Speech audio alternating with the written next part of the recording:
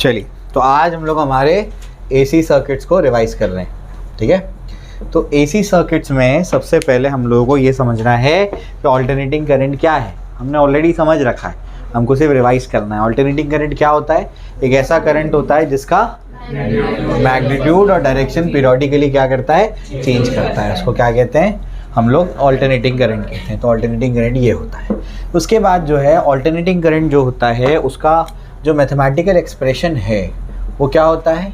I not sine omega T plus phi, plus या minus phi, कुछ भी हो सकता है। और ईएमएफ, ऑल्टरनेटिंग ईएमएफ का क्या होगा? साइन ओमेगा टी प्लस या माइनस फाई। समझ आ गया? कॉस में नहीं हो सकता क्या? कॉस में भी हो सकता है। और इसको क्या लिख सकते हैं? और इसको लिख सकते हैं I not cos omega T plus या माइनस फाइव। और ये क्या हो सकता है? E not cos omega T plus या माइनस फाइव। लेकिन हम लोग जनरली क्या करेंगे? इनिशियल फेज को क्या करेंगे? ज़ीरो ले लेंगे। तो हमारा एक्सप्रेशन क्या बन जाएगा ताकि हमको आसानी हो स्टडी करने में?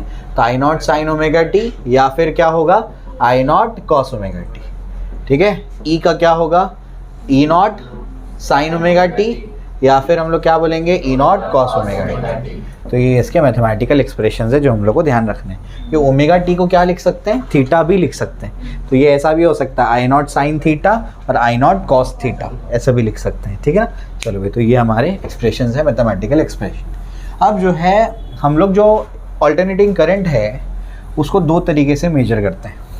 ये हमारे पास उसको मेजर करने का दो तरीका है, दो वे में मेजर करते हैं। तो जब हम लोग मेजरमेंट ऑफ एसी करते हैं तो मेजरमेंट ऑफ एसी में हम लोग दो तरीका लेते हैं। सबसे पहले एवरेज वैल्यू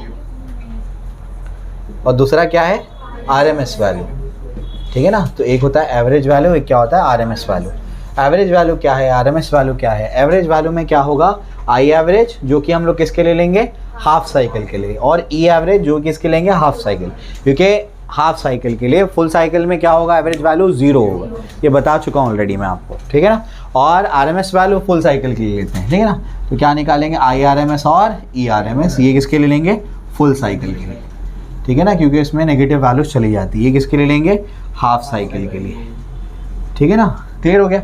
अब अगर ये नहीं पता हाफ साइकिल फुल साइकिल क्यों ले रहे हैं तो बस याद करने का टाइम है, अभी को समझने का टाइम गया, अब याद करने का अपने को, ठीक है। तो मेजरमेंट ऑफ एसी दो तरीके से हो सकता है, एवरेज वैल्यू और आरएमएस वैल्यू। अब किसी भी फंक्शन का जब मुझे एवरेज निकालना है तो उसका फॉर्मूला होता है।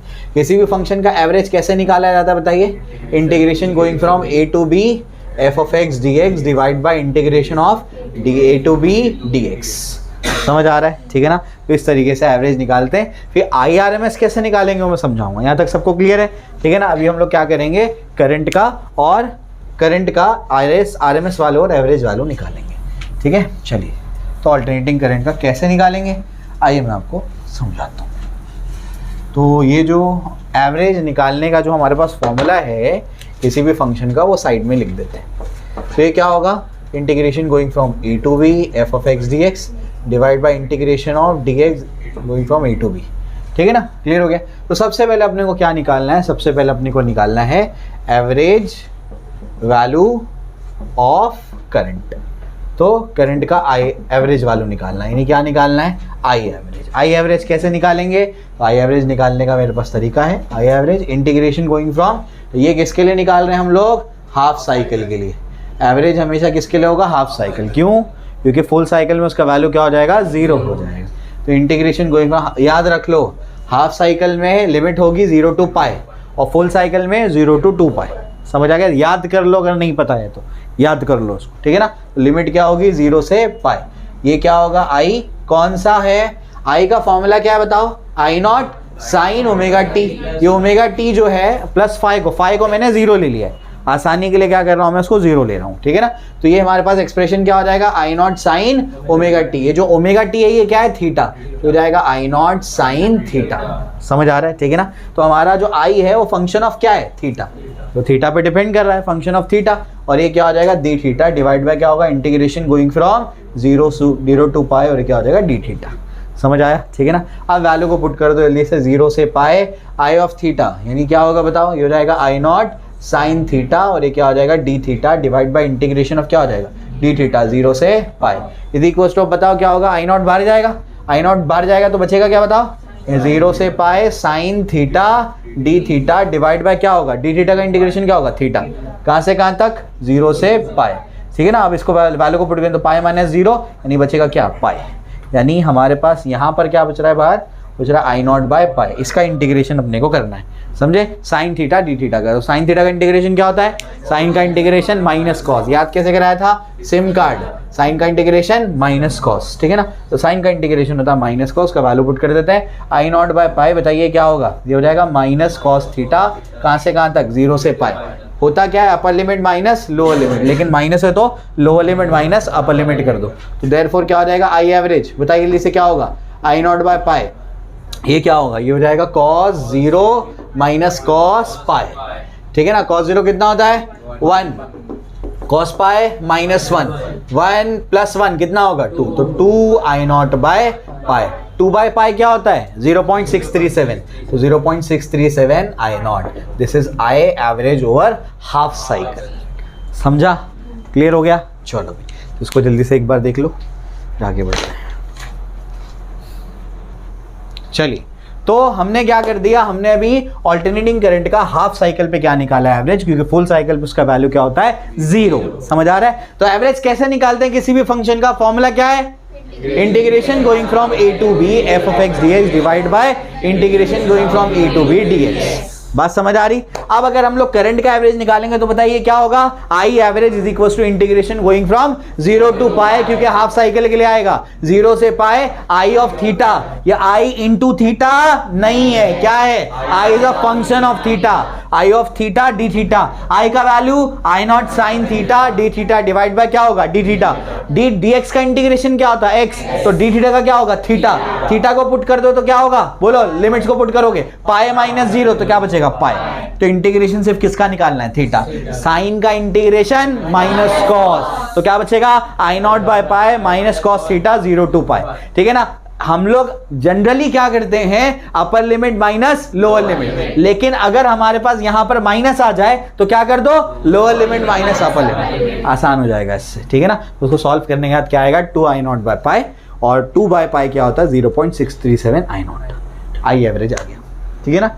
इसी तरीके से हम लोग क्या कर सकते हैं, एवरेज वैल्यू ऑफ ई भी निकाल सकते हैं। यहां पर क्या आ जाएगा, ई, यहां पर क्या आ जाएगा, E of theta D theta, ये वैसे का वैसे ही, ये क्या हो जाएगा, E not sine theta, E not बाहर जाएगा, ई नॉट बाय पाए, ये वैसे का वैसे ही। तो सॉल्व करने के बाद फाइनल एक्सप्रेशन क्या बनेगा, 2 ई नॉट बाय पाए, और ये कितना हो जाएगा, 0.637 ई नॉट, बात समझ आ गई, ठीक है ना। तो जो भी निकालने बोले उससे आप ये निकाल सकते हैं, ठीक है ना। चलो तो एवरेज वैल्यू निकाल ले। अब क्या बचा है, आरएमएस वैल्यू निकालना। आरएमएस वैल्यू का मतलब root mean square value, root mean square value आप कैसे निकालेंगे, आइए उसको देखते हैं। तब अपने को निकालना है आरएमएस वैल्यू, ठीक है। तो हमारा टॉपिक है RMS value of AC, AC का आरएमएस वैल्यू अपने को निकालना है। आरएमएस वैल्यू मतलब क्या होता है, root mean square value. RMS value मतलब क्या है हमारा, आई आरएमएस। आई आरएमएस का फॉर्मूला क्या होगा बताओ, अंडर रूट ऑफ, सबसे पहले क्या करना है, स्क्वायर करना है, फिर उसका मीन लेना है, फिर उसका रूट लेना है। मीन कैसे लेते हैं, ये तरीका है, ये इसका सिंबल है मीन का, ठीक है ना। तो सबसे पहले क्या करना है, सबसे पहले आई का स्क्वायर करना है, तो आई का स्क्वायर कर दिया, फिर इसका क्या कर दिया, मीन ले लिया, फिर क्या कर दिया, अंडर रूट, बात समझ आ रही, ठीक है ना। तो इस तरीके से आप लोग क्या करेंगे, आरएमएस वैल्यू निकालेंगे। अब आपको क्या करना है, आपको आई स्क्वायर का पहले क्या करना है, मीन लेना है। आपको क्या करना है, आई स्क्वायर का मीन लेना है। लास्ट में आप क्या कर सकते हो, उसको लास्ट में स्क्वायर रूट ले सकते हो उसका, बात समझ आ रही, ठीक है ना। तो ये आपको निकालना है, इसको लिख करके रख देते हैं। हम लोग को आई स्क्वायर का मीन लेना है, कैसे लेंगे मीन बताइए। किसी भी फंक्शन का अगर मुझे क्या निकालना है, एवरेज निकालना है, तो उसका फॉर्मूला मेरे पास है, बताइए क्या होगा। क्या ये फुल साइकिल के लिए होता है, हाँ ये फुल साइकिल के लिए होता है, क्योंकि हम क्या करते हैं, आरएमएस वैल्यू यानी स्क्वायर करके उसके नेगेटिव वैल्यू को भी पॉजिटिव कर लेते। नहीं पता कोई बात नहीं, हाफ साइकिल बोला तो लिमिट क्या लगाओगे, 0 से पाए, फुल साइकिल तो 0 से 2 पाए, तो ये हो जाएगा 0 से 2 पाए, और ये क्या हो जाएगा, I square of theta D theta divide by integration of theta 0 से पाए डी थीटा, बात समझ आ रही, ठीक है ना। 2 पाए, 0 से क्या होगा 2 पाए, क्योंकि फुल साइकिल के लिए है। अब आई का वैल्यू क्या बताओ जल्दी से, आई नॉट साइन थीटा। आई का वैल्यू क्या है, आई नॉट साइन थीटा, ठीक है ना। तो यहां पर हो जाएगा इंटीग्रेशन गोइंग फ्रॉम 0 टू 2 पाए, ये क्या हो जाएगा I not sine theta the whole square D theta divide by क्या होगा 2 पाई, ये 2 पाई हो जाएगा। डी थीटा क्या होगा theta upper limit minus lower limit 2 pi minus 0 will be 2 pi. तो क्या बचेगा बताओ जल्दी से, आई नॉट स्क्वायर डिवाइड बाय क्या होगा 2 पाई, इंटीग्रेशन क्या होगा 0 से 2 पाई, ये क्या हो जाएगा sign square theta D theta. बताया था अभी इंटीग्रेशन कराते टाइम साइन स्क्वायर आए कॉस स्क्वायर आए तो फॉर्मूले पे जाना, टेन स्क्वायर आए सेक स्क्वायर आए तो आइडेंटिटी पे जाना। समझ आया, ठीक है ना, बताया था मैंने ये, ठीक है। जो मैथ्स वाले उनकी बात कर रहा हूं मैं। तो साइन स्क्वायर थीटा, बोलो भाई साइन स्क्वायर थीटा के लिए क्या लगाएंगे, बोलो कॉस 2 थीटा के 3 फॉर्मूले, कौन कौन सा, cos square theta minus sign square theta, 1 minus 2 sign square theta, 2 cos square theta minus 1, ठीक है ना। तो यहां पर जो बच्चे मैथ्स के नहीं है उनको एटलीस्ट इतना याद होना चाहिए कि हमारे पास जो है cos 2 थीटा का एक फॉर्मूला है, वो है 1 माइनस 2 साइन स्क्वायर थीटा। क्या फॉर्मूला है 1 माइनस 2 साइन स्क्वायर थीटा। इसको यहां भेज दो तो ये क्या हो जाएगा 2 साइन स्क्वायर थीटा, और इसको यहां भेज दो तो 1 माइनस क्या हो जाएगा cos 2 थीटा, 2 यहां मल्टीप्लाई में वहां जाके डिवाइड, तो साइन स्क्वायर थीटा क्या हो जाएगा 1 minus cos 2 theta divide by 2। समझ आ रहा है, ठीक है ना। तो यहाँ पर जो है हमारे पास क्या हो जाएगा, इस टर्म को सॉल्व करेंगे तो बताओ क्या होगा, ये हो जाएगा I not square divide by क्या होगा 2 पाई, इंटीग्रेशन गोइंग फ्रॉम 0 से 2 पाई, बताओ क्या होगा साइन स्क्वायर थीटा क्या होगा 1 minus cos 2 theta divided by 2, ये 2 को बाहर भेज दो तो क्या हो जाएगा, ये हो जाएगा 4। उसके बाद ये क्या हमारे पास डी थीटा। मैं क्या निकाल रहा हूँ, मैं लास्ट में क्या करूंगा उसका, मैं सिर्फ ये निकाल रहा हूँ, लास्ट में उसका स्क्वायर रूट करके आरएमएस निकाल लूंगा। बात समझ आ रही है, यहीं पे गड़बड़ हुई थी, यहीं पे गड़बड़ हुई थी जब फर्स्ट टाइम करा रहा था, तो इस वजह से क्या कर दिया मैंने, पहले इसको सॉल्व कर लेते हैं, लास्ट में स्क्वायर रूट ले लेंगे।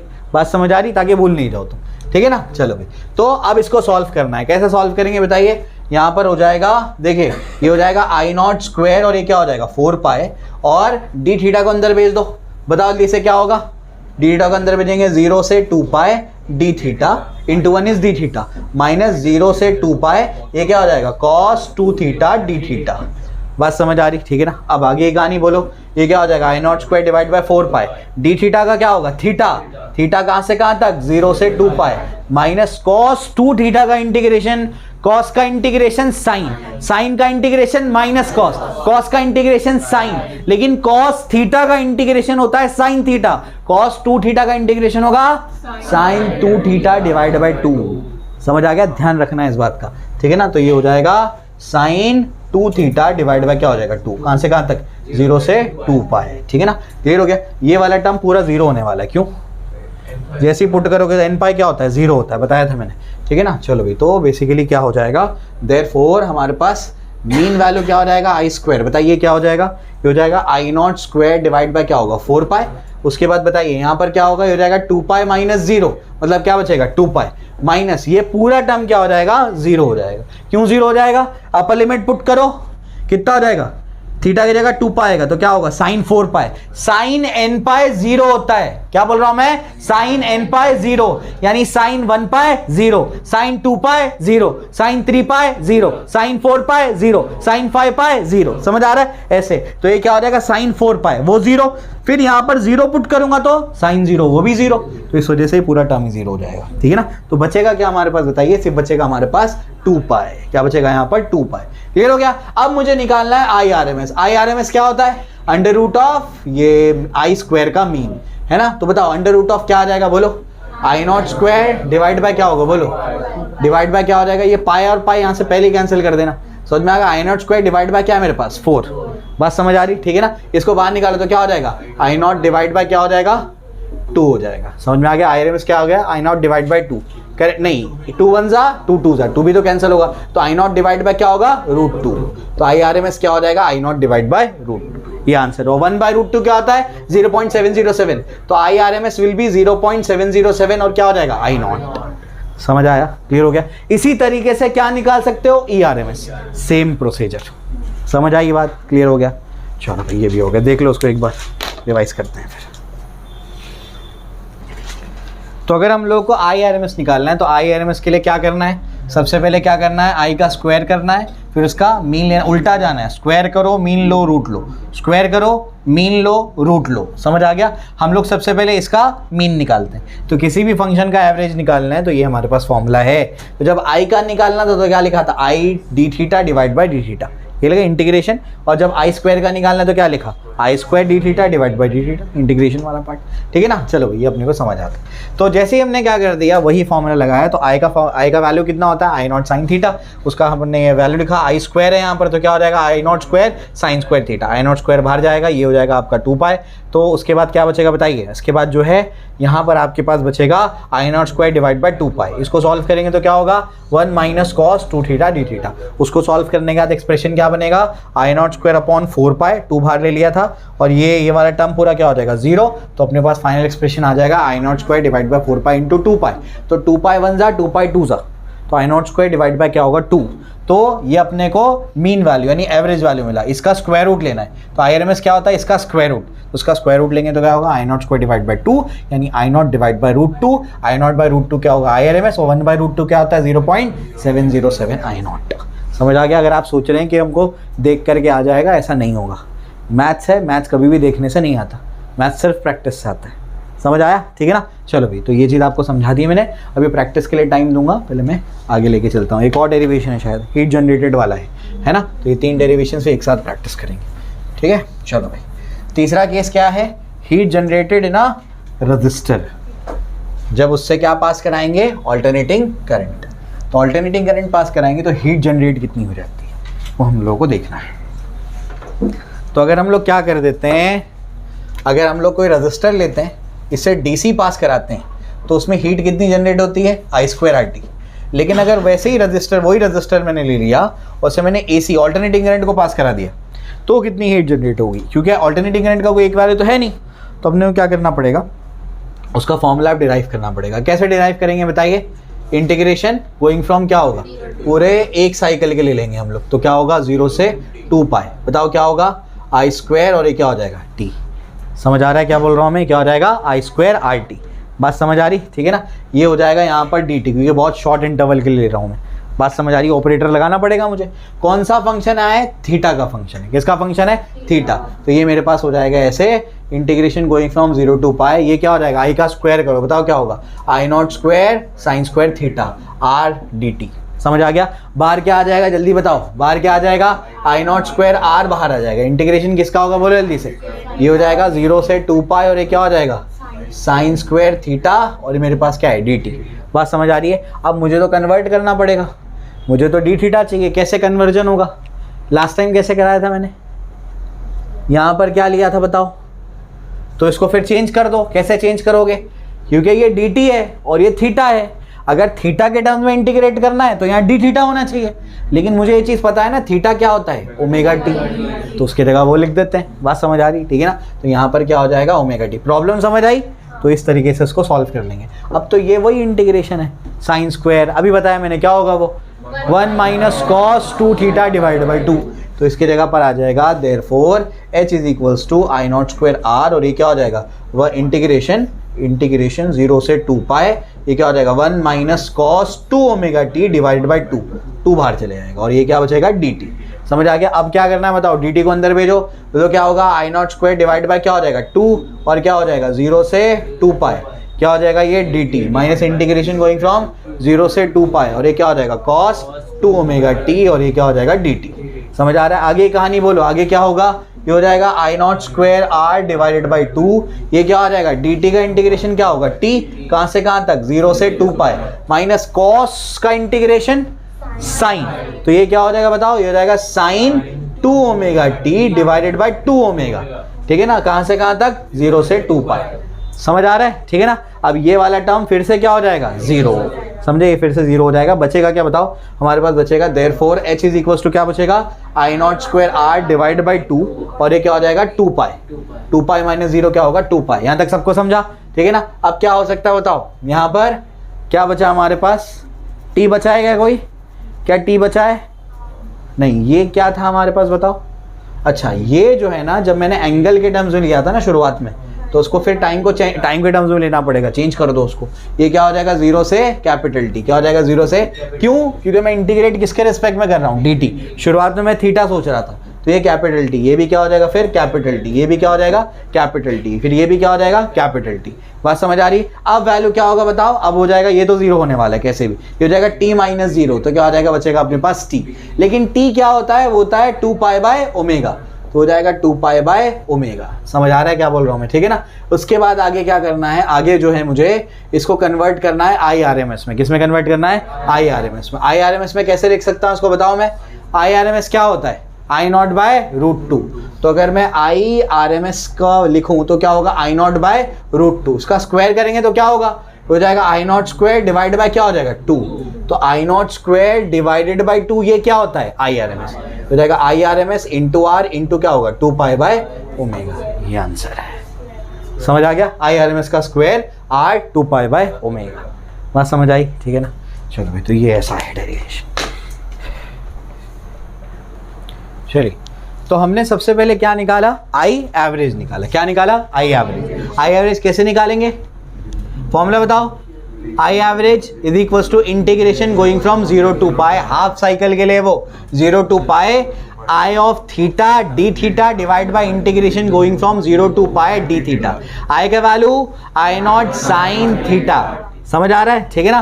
तो वो क्या हो जाएगा? I not sine theta D theta divide by integration going from 0 to pi D theta.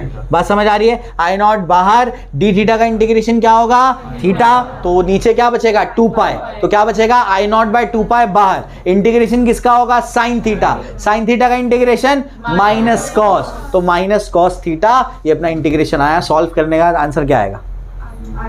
I average is equals to 2 I not upon pi. वो 2 बाय पाई बनेगा। क्या बनेगा? 2 आई नॉट अपॉन पाई। और 2 बाय पाई क्या होता है? 0.637। तो I average का फॉर्मूला क्या बनेगा? 0.637 आई नॉट। बात समझ आ रही है? और ई एवरेज का फॉर्मूला 0.637 ई नॉट। बात समझ आती? Very good. अब इसके बाद हमने क्या निकाला? IRMS। क्या निकाला? IRMS। IRMS का फॉर्मूला क्या है? IRMS is equal to under root of I square का मीन। तो हम लोग पहले आई स्क्वायर का मीन निकाल लेते हैं। फॉर्मूला बताओ। Integration going from 0 to 2 pi I square me, I square और is the function of theta D theta divide by integration of D theta going from 0 to 2 pi. समझ आता है? ठीक है। डिनोमिनेटर क्या हो जाएगा? 2 पाई, उसको पहले बाहर निकाल लो। आई नॉट का स्क्वायर, आई का स्क्वायर क्या होगा? I not square sine square theta. समझ में आ गया? I not square upon 2 pi बाहर, इंटीग्रेशन किसका आएगा? Sine square theta D theta. जब भी साइन स्क्वायर आए तो क्या लिखोगे? 1 minus cos 2 theta divide by 2। समझ में आ गया? 2 भी बाहर आ जाएगा तो क्या बचेगा? I not square divide by 4 pi. Integration किसका होगा? 1 minus cos 2 theta D theta. बात समझ में आ रही? Integration going from 0 to 2 pi. उसको सॉल्व करने के बाद फाइनल आंसर क्या बनेगा? IRMS is equals to I not by √2 और 1 बाय √2 इज 0.707। बात समझ आ रही? ठीक है ना। तो IRMS का वैल्यू 0.707 आई नॉट, ERMS का वैल्यू 0.707 ई नॉट। समझ आ रहा है? क्लियर हो गया? हीट जनरेटेड के फॉर्मूले में क्या आएगा? हीट जनरेटेड यानी किसी रजिस्टर पे आपने AC लगा दिया तो कितनी हीट जनरेट होगी? तो H is equal to integration going from 0 to capital T I square is a function of T लिख देना बस, फंक्शन ऑफ T, वरना तुम कंफ्यूज इसमें हो जाओगे कि यहाँ थीटा आएगा और यहाँ क्या आएगा? dt। तो थीटा को dt के टर्म्स में कैसे तुम इंटीग्रेट कर सकते हो? बात समझ आ रही है? तो उसको लिख दो I square is the function of T। मैंने स्टार्ट से ही बताया है कि जो करंट यहाँ पर है वो T का भी फंक्शन है, थीटा का भी फंक्शन है, दोनों है। ठीक है ना। तो I square is the function of T R dt। अब I का वैल्यू पुट करो, वो क्या होगा? I not square sine square omega t। क्या मैंने सिर्फ थीटा को ओमेगा t लिखा है? बाकी सब कुछ सेम है। ठीक है ना। तो थीटा की जगह क्या आ गया? बस omega T. I not square बाहर जाएगा, आर बाहर जाएगा, तो क्या बचेगा? I not square R integration going from 0 to T sine square omega T D T. बात समझ आ रही? ठीक है ना। इसके बाद आगे आगे क्या है बताओ? साइन स्क्वायर ओमेगा टी की जगह क्या आएगा? 1 minus cos 2 omega t. Same calculation. Final answer क्या बनेगा बताओ? IRMS square into R into 2 pi by omega. समझ आ रहा है? क्लियर हो गया? अब आपको इसकी प्रैक्टिस करनी है। मैं आपको 10 मिनट का टाइम दे रहा हूँ। अपने कोई एक पेज निकाल लो, बुक से एक पेज निकालो, बगैर देखे ये डेरिवेशन लिखो, तीनों डेरिवेशन बगैर देखे लिखो, फिर तुमको समझेगा कहाँ तुम फंस रहे हो। वो पॉइंट को फिर पक्का करना अपना। ठीक है? जल्दी से स्टार्ट करो, चलो आ जाओ। अब जो है हम लोग क्या करने जा रहे हैं, अब हम लोग different types of AC circuits देखने जा रहे हैं, ठीक है ना। तो आगे का पार्ट क्या है, आगे का पार्ट है different types of AC circuits. Different types of AC circuit से पहले हम लोगों को एक चीज़ को समझ लेना है जिसको बोलते हैं फेजर डायग्राम। क्या बोलते हैं, फेजर डायग्राम। तो फेजर डायग्राम क्या होता है या फेजर्स क्या होते हैं, फेजर्स जो होते हैं वो होते हैं रोटेटिंग वेक्टर्स। क्या होते हैं वो, रोटेटिंग वेक्टर्स। तो रोटेटिंग वेक्टर्स ऐसे वेक्टर्स, बेसिकली वो वेक्टर होता नहीं है, कभी कभी हम क्या करेंगे, स्केलर क्वांटिटी को वेक्टर कंसिडर कर लेंगे, ठीक है ना। तो ऐसी फिजिकल क्वांटिटीज जो साइनोसॉइडली वेरी कर रही है, मतलब साइन फंक्शन के अकॉर्डिंग वेरी कर रही है, उसको क्या बोलेंगे हम लोग, उनको हम लोग वेक्टर ट्रीट करके एक एरो से रिप्रेजेंट कर देंगे, जिससे हमारा कैलकुलेशन बहुत बच जाएगा, ठीक है ना। क्लियर हो गया। तो बेसिकली फेजर्स क्या होते हैं, रोटेटिंग वेक्टर्स होते हैं जो ऐसी फिजिकल क्वांटिटी को रिप्रेजेंट करते हैं जो क्या होता है, साइनोसॉइडली वेरी करता है टाइम के साथ में, ठीक है ना। बस ठीक है, इतना जानना सफिशिएंट है। अब बाकी जो है different types of AC circuit, अब हम लोग करने के वाले मैं आपको समझा देता हूँ। हम लोग क्या करेंगे, एक बार रजिस्टर लेंगे और उस पर क्या लगा देंगे, ये एसी का सिंबल है, पता है ना, ये इसका सिंबल है एसी का। रजिस्टर लेंगे, उसके साथ क्या कर देंगे, एसी लगा देंगे, ऑल्टरनेटिंग करंट। फिर एक बार क्या करेंगे, इंडक्टर लेंगे और क्या लगा देंगे, ऑल्टरनेटिंग करंट लगा देंगे या ऑल्टरनेटिंग ईएमएफ लगा देंगे। क्या होता है alternating EMF, E not sine omega T. फिर ई इज इक्वल टू क्या होगा, E not sine omega T. फिर क्या करेंगे, एक बार कैपेसिटर लेंगे और क्या लगा देंगे, ऑल्टरनेटिंग ईएमएफ लगा देंगे। क्या है वो, E not sine omega T. फिर एक बार तीनों का कॉम्बिनेशन लगा देंगे। समझ में आ गया। इंडक्टर क्या होता है, जो सोलेनॉइड होता है आपका वो इंडक्टर है, समझ लो, ठीक है ना, ऐसा है। और एक बार तीनों का क्या करेंगे, कॉम्बिनेशन लेंगे और उस पर क्या लगा देंगे, ऑल्टरनेटिंग ईएमएफ लगा देंगे। बात समझ आ रही है, ठीक है ना। चलो भाई, तो बेसिकली हम कर क्या रहे हैं, हम लोग अभी एसी लगा करके कंपोनेंट्स का बिहेवियर देख रहे हैं। इससे पहले तक हम लोग क्या करते थे, डीसी पढ़ते थे। जब भी हम रजिस्टर ले रहे हैं उसके साथ में डायरेक्ट करंट लगा रहे हैं, कैपेसिटर ले रहे हैं डीसी लगा रहे हैं, इंडक्टर ले रहे हैं डीसी लगा रहे हैं, समझ आ गया। लेकिन अब हम लोग क्या कर रहे हैं, तीनों कंपोनेंट्स ले रहे हैं और क्या कर रहे हैं, ऑल्टरनेटिंग करंट लगा रहे हैं, उनका बिहेवियर चेक कर रहे हैं। लास्ट में क्या करेंगे, तीनों के कॉम्बिनेशन को क्या लगाएंगे, एसी लगाएंगे, उसका बिहेवियर चेक करेंगे। बात समझ आ रही है, भेजे में जा रही बात। ये 4 चीजें अपने को करनी है अभी, समझ आ गया। एक बार क्या करेंगे, रजिस्टर लेंगे, एसी लगा करके बिहेवियर चेक करेंगे। फिर इंडक्टर लेंगे, एसी लगा करके बिहेवियर चेक करेंगे। फिर कैपेसिटर लेंगे, एसी लगा करके बिहेवियर चेक करेंगे। फिर तीनों का कॉम्बिनेशन लेंगे और एसी लगा करके बिहेवियर चेक करेंगे। बात समझ आ रही, ठीक है ना। चलो, ये जो डेरिवेशंस हैं, ये जो भी पार्ट है, इसके कुछ स्टेप्स है, कुछ एल्गोरिथम है, वो मैं आपको बता देता हूँ। आप उसको फॉलो करो, आप 3 डेरिवेशन तो आपके बाएं हाथ का खेल हो जाएगा, इतना ईजी है, ठीक है ना। क्लियर हो गया। चलो भाई, तो सब एक ही पैटर्न पे है, समझाता हूँ मैं आपको। तो आपको क्या करना है, आपको एक एल्गोरिथम को फॉलो करना है। वो एल्गोरिथम क्या है, एल्गोरिथम है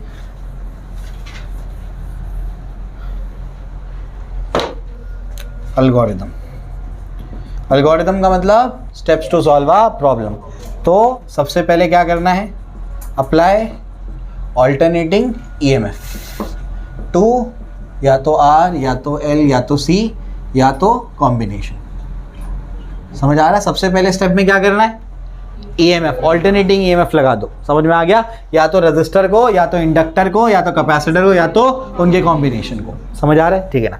चलो भैया, अपने को समझता है। उसके बाद क्या, find out I by using E, ठीक है ना। ऑल्टरनेटिंग ईएमएफ जो आप लोग लगाएंगे वो क्या होगा, generally E not sine omega T. अपनी बुक में ये एक्सप्रेशन है। तो आप ये लगाओगे और इससे क्या निकालोगे, आई निकालोगे। सेकेंड स्टेप ये होगा, ठीक है ना। थर्ड स्टेप में क्या करना है, थर्ड स्टेप में आपको क्या बताना है, आपको बताना है फेज रिलेशन। फिर आपको लिखना है, फिर आपको बनाना है फेजर डायग्राम, फिर आपको बनाना है ग्राफ। तो थर्ड स्टेप में 3 चीजें हैं। क्या करना है, फेज रिलेशन देखना है, कौन लीड कर रहा है, कौन लैग कर रहा है। फिर आपको फेजर डायग्राम बनाना है और उसके बाद क्या करना है, आपको ग्राफ्स बनाने हैं, ई वर्सेस आई, ठीक है ना। तो ग्राफ्स ई वर्सेस आई, इनके बीच में ग्राफ बनाना है, ठीक है। फोर्थ स्टेप में आपको क्या करना है, अपोजिशन देखना है। क्या देखना है, अपोजिशन। अब तक हमने देखा कि रजिस्टर का जो अपोजिशन होता है उसको हम लोग बोलते हैं रेजिस्टेंस। रजिस्टर का जो अपोजिशन होता है उसको क्या बोलते हैं, रेजिस्टेंस। कैपेसिटर का जो अपोजिशन होता है उसको बोलते हैं कैपेसिटिव रिएक्टेंस। इंडक्टर का जो अपोजिशन होता है उसको बोलते हैं इंडक्टिव रिएक्टेंस। बात समझ आ रही है क्या बोल रहा हूं मैं? तो रजिस्टर जो अपोज करता है उसको क्या बोलते हैं? रेजिस्टेंस। कैपेसिटर जो अपोज करता है कैपेसिटिव रिएक्टेंस। इंडक्टर जो अपोज करता है इंडक्टिव रिएक्टेंस। बात समझ आ रही, ठीक है ना? तो अपोजिशन जो होगा या तो हमारा रेजिस्टेंस होगा, या तो हमारा इंडक्टिव रिएक्टेंस मतलब XL होगा, या तो कैपेसिटिव रिएक्शन यानी XC होगा, या तो इन सब का कॉम्बिनेशन वो होगा Z, उसको बोलेंगे इम्पीडेंस। अब किसी सर्किट में सिर्फ रजिस्टर लगाए तो उसमें अपोजिशन क्या होगा? रेजिस्टेंस होगा। किसी सर्किट में इंडक्टर लगाया उसका अपोजिशन क्या कहलाएगा? Inductive reactance. किसी सर्किट में सिर्फ कैपेसिटर लगा उसका अपोजिशन कैपेसिटिव रिएक्टेंस। किसी सर्किट में तीनों लगा हुआ है तो तीनों का मिल के अपोजिशन होगा। तीनों का मिलकर के अपोजिशन जो होता है उसको बोलते हैं इम्पीडेंस। क्या बोलते हैं इसको? इम्पीडेंस। तो इम्पीडेंस इज Z, मतलब total resistance offered by the circuit. ऐसा बोलना चाहिए total opposition offered by the circuit. Total opposition कितना है? बात समझ आ रही है? तो चौथे स्टेप में क्या लिखना है आपको? अपोजिशन लिखना है। पांचवें स्टेप में आपको क्या करना है? फिफ्थ स्टेप में आपको अपोजिशन वर्सेस फ्रीक्वेंसी, इसका एक ग्राफ बनाना है, ठीक है ना? या फिर इनका रिलेशन चेक करना है कि कैसे वेरी कर रहा है, ठीक है ना? तो अपोजिशन वर्सेस फ्रीक्वेंसी, जो भी अपोजिशन होगा रिस्पेक्टिव। तो 5 स्टेप में ये कंप्लीट हो जाएगा। सबसे पहला क्या है? सबसे पहला क्या है? कोई भी आप क्या करो, सर्किट लो, सर्किट एलिमेंट लो और से क्या लगा दो? Alternating EMF. उसके बाद सेकेंड स्टेप में ईएमएफ से क्या निकालो? Current. Third step is very crucial. Third step क्या है? फेज रिलेशन लिखना है, फेजर डायग्राम और ग्राफ। फोर्थ स्टेप अपोजिशन क्या है। Fifth step opposition versus frequency में क्या रिलेशन है, ये चेक करना है। ग्राफ बना दो या रिलेशन बता दो। समझा? क्लियर हो गया? तो ये स्टेप्स है, ये आपको लिखाए थे लास्ट टाइम, मैंने नहीं लिखा है तो लिख लो उसको। चलो, तो ये एल्गोरिथम करके आपके 3 डेरिवेशन पक्के हो जाएंगे, R, L और C वाला डेरिवेशन। अपोजिशन में एक बस चीज याद रखना, अपोजिशन आप पहचानेंगे कैसे कि ये अपोजिशन का एक्सप्रेशन है। जब भी आपको वोल्टेज अपॉन करंट नजर आए, voltage upon current, V is equal to क्या होता है? तो V अपॉन I क्या होगा? R होगा। जब भी वोल्टेज अपॉन करंट नजर आए तो वो क्या होगा? अपोजिशन होगा। याद कर लो उसको। जब भी वोल्टेज अपॉन करंट नजर आए तो क्या होगा? अपोजिशन होगा, ठीक है ना? तो ये फॉर्मेट याद रखना, ठीक है? चलो,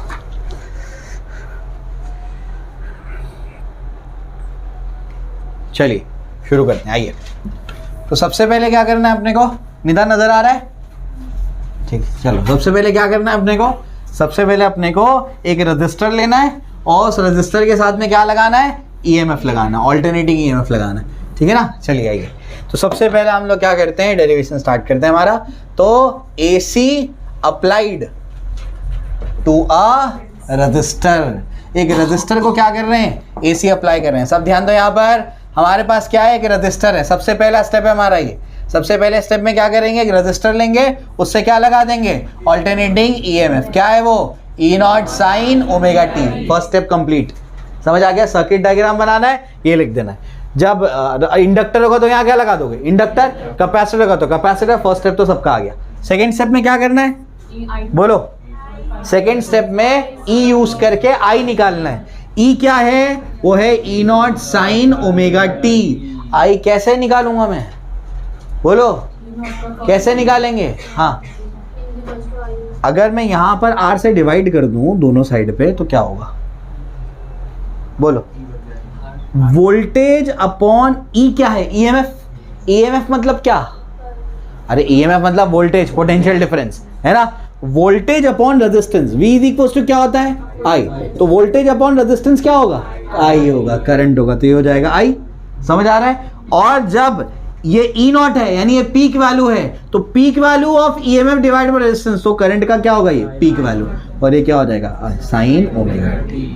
अब समझे? हर एक केस में आपको अलग अलग तरीका समझना पड़ेगा या सोचना पड़ेगा कि उससे हम लोग कैसे I निकालें। तो इसमें तो बहुत आसान था। कैसे निकाला? दोनों साइड क्या कर दिया? R से डिवाइड कर दिया। बात समझ आ गई? और वोल्टेज अपॉन रेजिस्टेंस क्या होता है? वो तो करंट होता है। तो ये हो जाएगा I, ये हो जाएगा I0, ये हो जाएगा साइन ओमेगा टी। बात समझ आ गई? Second step complete. समझ में आ गया? ऐसा ज़रूरी नहीं कि हर एक में सेकेंड स्टेप इतना आसान हो। समझ में आ गया? आगे के डेरिवेशन में थोड़ा सा और आपको एफर्ट लगाना पड़ेगा, ठीक है ना? चलो भाई, थर्ड स्टेप में क्या करना है बताओ? 3 चीज़ें लिखनी है। क्या? फेज रिलेशन, फेजर डायग्राम और ग्राफ। फेज रिलेशन लिखते हैं सबसे पहले। तो फेज रिलेशन मतलब क्या होता है? फेज रिलेशन में आप समझ लीजिए, फेज रिलेशन में दोनों इक्वेशंस को आप लोग लिख देना हमेशा। ईएमएफ का इक्वेशन तो हमेशा सेम रहेगा हर एक केस में, ई नॉट साइन ओमेगा टी। इसमें आई का इक्वेशन क्या आया बताओ? आई नॉट साइन ओमेगा टी। अब ये लिखने के बाद दोनों का एंगल देखना, इधर पे भी क्या आ रहा है? ओमेगा टी, इधर पे भी क्या आ रहा है? Omega T. मतलब दोनों इन फेज है। मतलब जैसे ही तुमने ईएमएफ लगाया वैसे ही सर्किट में क्या होगा? करंट फ्लो हो जाएगा। बात समझ आ रही है? कोई भी लैग नहीं होने वाला है। जबकि इंडक्टर में ऐसा नहीं होगा। इंडक्टर में तुमने ईएमएफ लगाया, फौरन करंट फ्लो नहीं होगा, थोड़ा टाइम लगेगा उसको फ्लो होने के लिए, ठीक है ना। तो यहां पर तो दोनों का एंगल सेम है, तो मैं बोलूंगा therefore there is no lag between E and I. E और आई के बीच में कोई भी लैग नहीं है। उसका फर्स्ट पार्ट हो गया फेजर रिलेशन। सेकेंड पार्ट में क्या होगा? सेकेंड पार्ट में फेजर डायग्राम लेना है। अब फेजर डायग्राम जो है, जो मैं आपको बता रहा हूँ वो आपको ध्यान रखना है। तो फेजर डायग्राम जो होता है वो यहाँ पर ये आपका आई और ये आपका क्या है? ई, ठीक है ना। ये ई और ये आपका क्या है? आई। दोनों सेम है ना, दोनों साथ में, इस वजह से इस तरीके से फेजर डायग्राम। तीसरे इसमें थर्ड पॉइंट क्या था बताओ? थर्ड पॉइंट था इसमें ग्राफ। अब ग्राफ कैसे बनेगा उसको देख लेते हैं। तो ग्राफ कैसे बनेगा? बहुत आसान है। अपने को क्या करना है? ई वर्सेस टाइम, नहीं ई वर्सेस आई नहीं, हम सॉरी, ई वर्सेस टाइम और फिर आई वर्सेस टाइम, दो ग्राफ प्लॉट करने। ई का टाइम के साथ में और आई का भी टाइम के साथ में। ई का टाइम के साथ में कैसे वेरी कर रहा है? साइन ओमेगा टी के फॉर्म में। कैसे वेरी कर रहा है? Sign omega t. साइन का ग्राफ कैसे बनता है? पॉजिटिव है तो ये ओरिजिन से स्टार्ट होगा साइन, पॉजिटिव मतलब ऊपर की तरफ जाएगा, नेगेटिव होता तो नीचे की तरफ। ऑसिलेशन में बताया था मैंने ये। तो इस तरीके से ये आपका क्या बनेगा? ई का ग्राफ बनेगा, ठीक है ना। तो ये थोड़ा सा बड़ा बनाता हूं मैं, तो ये ऐसा है, तो ये ई का ग्राफ बन जाएगा ऐसे। आई का ग्राफ कैसे बनेगा? वो भी कैसे वेरी कर रहा है? साइन ओमेगा टी, और वो भी क्या है? पॉजिटिव। तो इसका ग्राफ भी ऐसे बनेगा, लेकिन दोनों का पीक वैल्यू अलग अलग होने की वजह से ये इस तरीके से जाएगा। समझ आ गया? ठीक है ना। तो ये किसका ग्राफ है? ई का, और डॉटेड किसका ग्राफ है? आई का। समझे? ई या फिर आई वर्सेस टाइम को प्लॉट किया है मैंने, ठीक है ना। ई वर्सेस आई नहीं है, सही कर लो उसको। क्या बोला है मैंने? ई वर्सेस टी या फिर आई वर्सेस टी, इन दोनों को प्लॉट करना है। हो गया थर्ड स्टेप। थर्ड स्टेप में 3 पार्ट्स हो गए। फोर्थ स्टेप में क्या करना है बताओ जल्दी से? फोर्थ स्टेप में क्या था? अपोजिशन।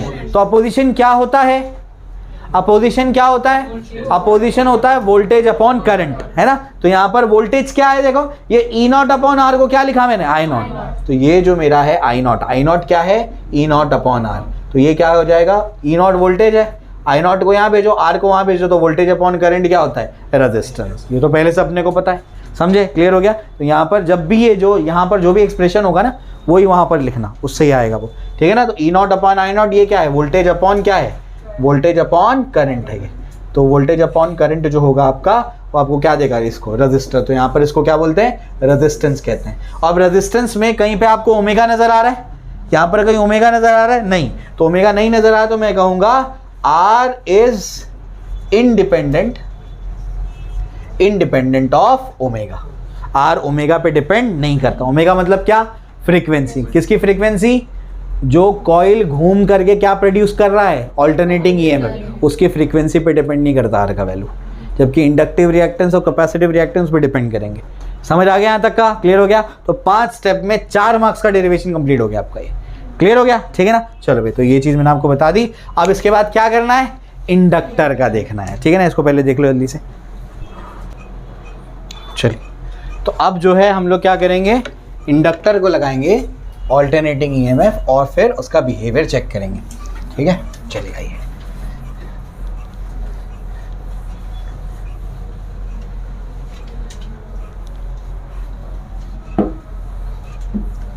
तो सेकंड केस हमारा, तो AC applied to a inductor. Inductor मतलब जैसे आपका सोलेनॉइड होता है, तो एक इंडक्टर है, ठीक है। तो E इज इक्वल टू क्या है? E not sine omega t, ठीक है ना। चलो भाई, सबसे पहला स्टेप हो गया। सबसे पहला स्टेप हो गया सर्किट डायग्राम और ईएमएफ अप्लाई कर दो। सेकेंड स्टेप में क्या करना है? बोलो। आई फाइंड आउट करना है ई यूज करके। अब इसको समझना पड़ेगा आपको, समझिए इसको। जब आप क्या करते हैं किसी इंडक्टर में यानी किसी कॉइल में आप ऑल्टरनेटिंग ईएमएफ लगाते हैं या ईएमएफ लगाते हैं, तो होता क्या है? शुरुआत में इसका फ्लक्स कितना था? जीरो। क्यों जीरो? करंट फ्लो ही नहीं हो रहा था। और कुछ टाइम के बाद क्या होगा, करंट बढ़ते बढ़ते क्या हो जाएगा, मैक्सिमम, यानी फ्लक्स चेंज हो जाएगा। फिर ऑल्टरनेटिंग करंट है, मैक्सिमम से क्या होगा, फिर जीरो, यानी कंटिन्यूसली इसका फ्लक्स बढ़ेगा घटेगा, बढ़ेगा घटेगा, फ्लक्स चेंज तो ईएमएफ इंड्यूस्ड।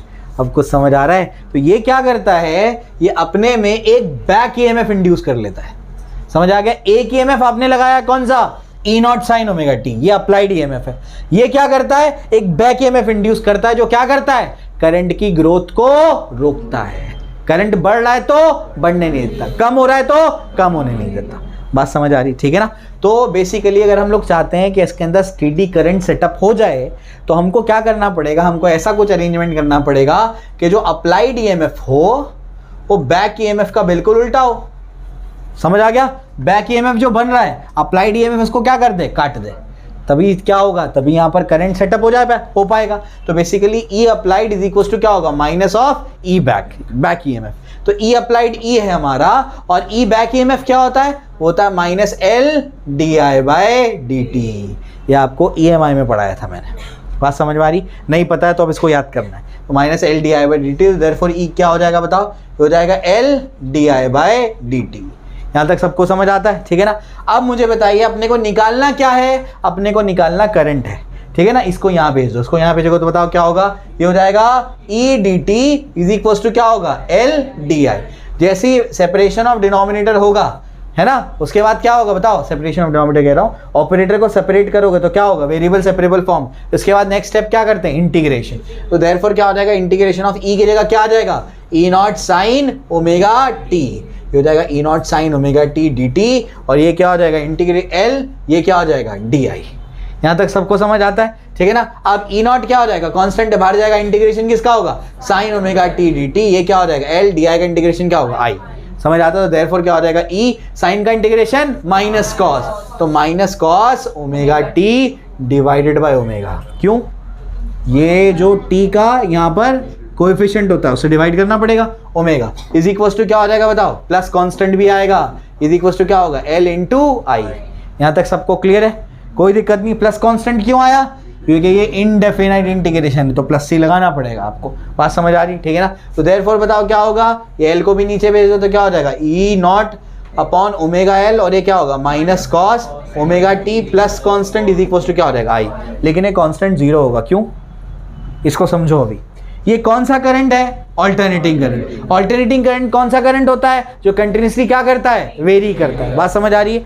तो ये एक वेरिएबल है, यानी ये वेरी करता रहता है टाइम के साथ में, तो ये भी वेरिएबल होगा और ये टर्म भी वेरिएबल होगा। क्यों?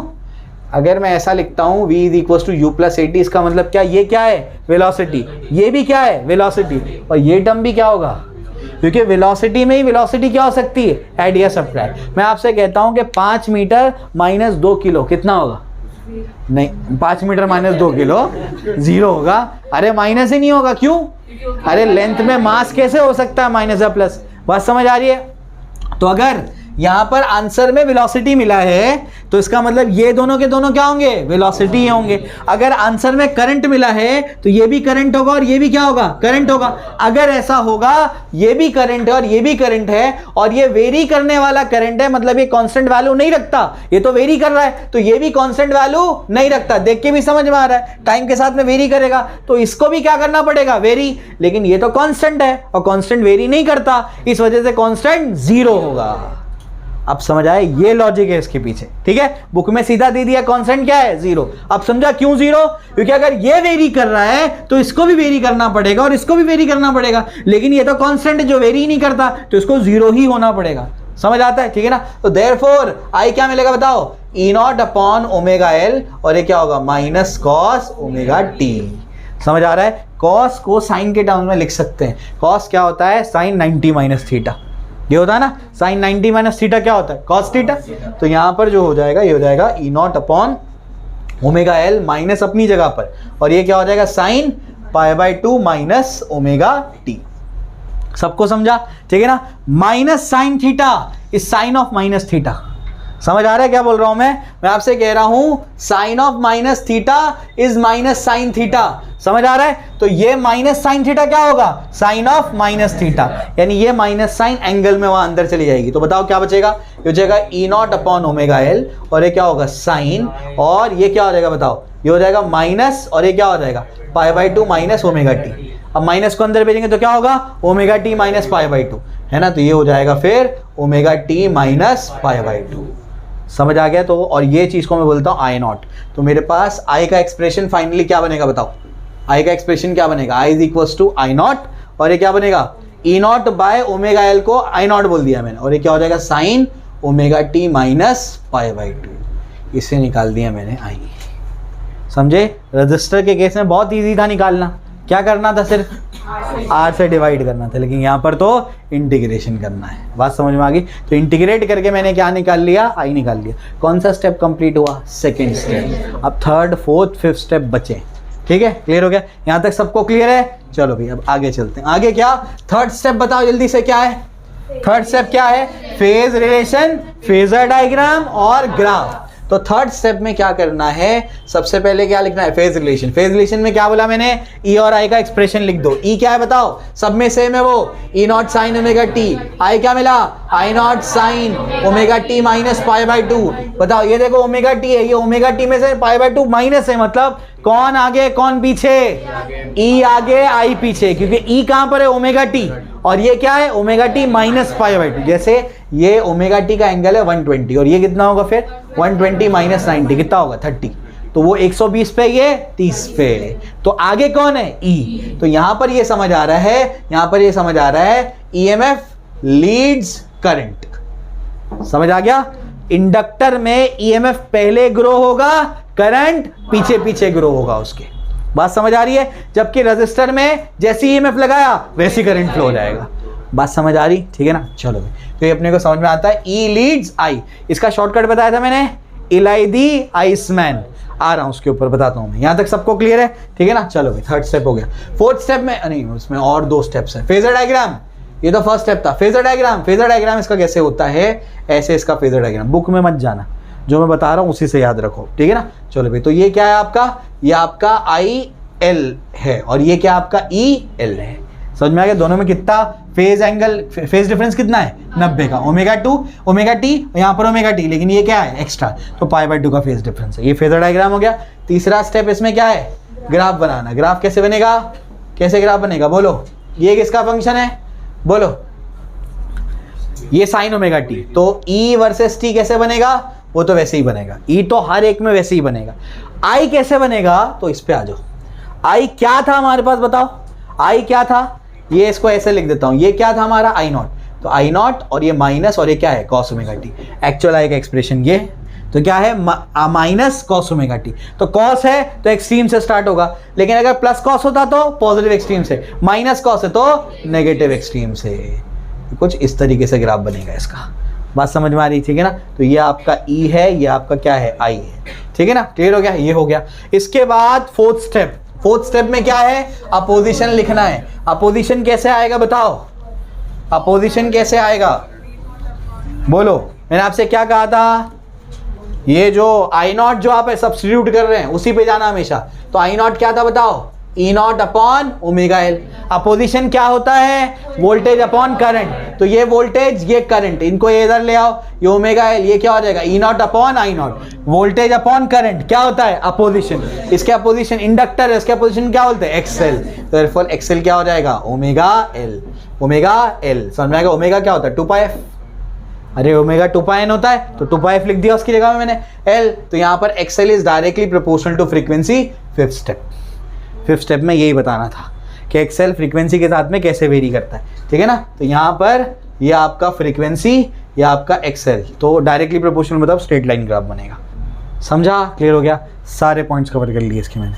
क्लियर हो गया? समझ में आता है? चलो भाई, तो ये हो गया। आप लास्ट क्या बचा? कैपेसिटर। ठीक है ना? तो उसको एक बार देख लो, फिर कैपेसिटर बताता हूँ। चलिए, अब क्या करना है? अब कैपेसिटर पे लगाना है, और क्या करना है? कैपेसिटर पे लगा करके हम लोग उसका बिहेवियर चेक करना है। ठीक है? तो कैपेसिटर पे इसका बिहेवियर क्या होगा? आइए इसको देखते हैं। बातें बंद करो, तो हमारा तीसरा केस में क्या होगा, सबसे पहले क्या होगा, सर्किट डायग्राम है ना, तो ईएमएफ लगा दिया, ये हमारा क्या है कैपेसिटर सी, ईएमएफ क्या होगा E not sine omega T, first step complete. Second step में क्या करना है, ई से आई निकालना है। कैपेसिटर के केस में क्या बताया था मैंने, क्विट क्लाइंबिंग वैली बताया था मैंने, क्विट क्लाइंबिंग वैली। तो यहाँ पर Q इज इक्वल टू क्या होगा, C इंटू वी, तो Q is equal to C E हो जाएगा, क्योंकि यहाँ पर इस चैप्टर में और EMI में वोल्टेज को EMF कहते हैं। समझ आ रहा है, ठीक है ना। अब मुझे क्या करना है, मुझे Q निकालना है। क्यों निकालना है, क्योंकि I का फॉर्मूला, करंट का फॉर्मूला क्या होता है, dQ बाई dt, यही होता है, ठीक है ना। तो ये हो जाएगा Q is equal to C, E क्या है, E तो है E not sine omega T, ये आ गया Q।